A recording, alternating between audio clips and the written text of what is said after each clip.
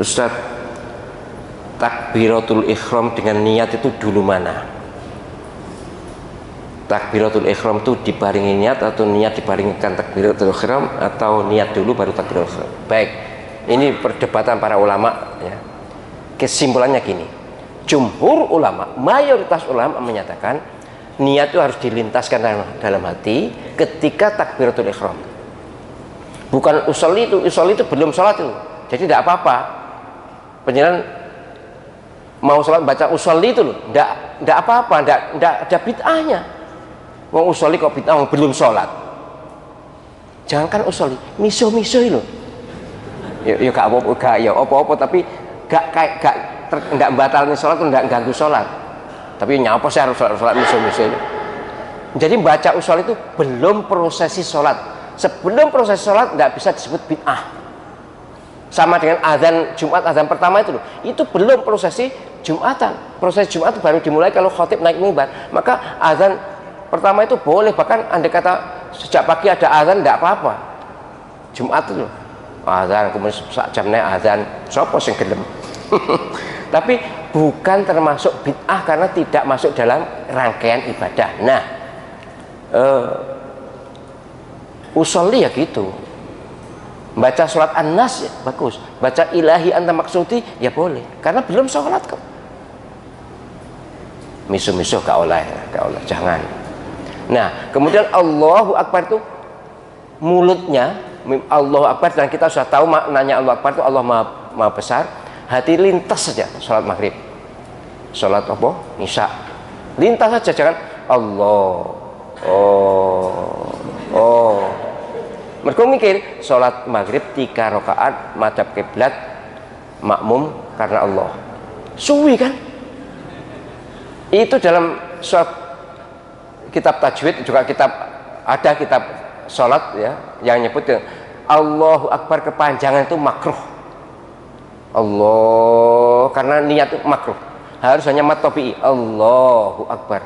Dawa didik gak apa-apa Allahu Akbar, tapi aja itu mau sholat maghrib, sholat isya 4 rakaat madhab kiblat.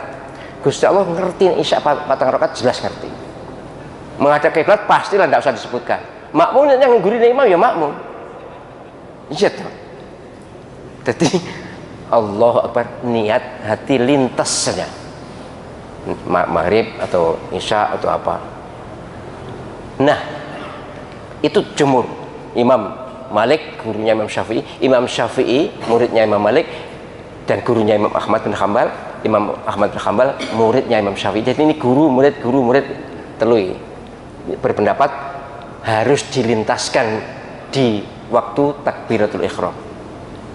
Tapi yang menganjurkan usolli memang hanya mazhab Syafi'i, yang lain tidak ada anjuran usolli. Nah, Imam Abu Hanifah lebih senior lagi, lebih tua dari yang tiga ini, menyatakan bahwa niat itu otomatis katut dengan takbiratul ihram. Katut apa? Terikut. Jadi orang begitu datang berdiri Allahu Akbar wis, ndak usah melintaskan, ndak apa-apa. Allahu Akbar mesti ki wong salat ki. Masuk arep ngarit iki. Ndak kan? Ndak ngarit kan? Ini salat ini. Nek sore mau ya maghrib, enggak usah disebutkan maghribi. Engkau sebentar lagi ya isya. Malaikat pasti tahu itu. Gusti Allah apalagi lebih tahu lagi. Jadi tidak usah dikte malaikat. Gak bahasa saya tapi Imam Abu Hanifah menyatakan bahwa orang yang berdiri menghadap kiblat kemudian takbiratul ihram itu pasti sholat. Nek waktunya subuh ya sholat subuh. Tidak usah dilintaskan. Sudah. Saya dulu was-was sembuhnya karena ikut Imam Abu Hanifah. Saya 2 tahun was-was wudhu biasanya antara 1 jam sampai 2 jam wudhu tok itu. Makanya sering kehilangan sholat maghrib dulu, tapi saya enggak ya. Mengapa ya? Was-was gak ada sing nasihati, gak ada nambani, gak ada sing nuturi.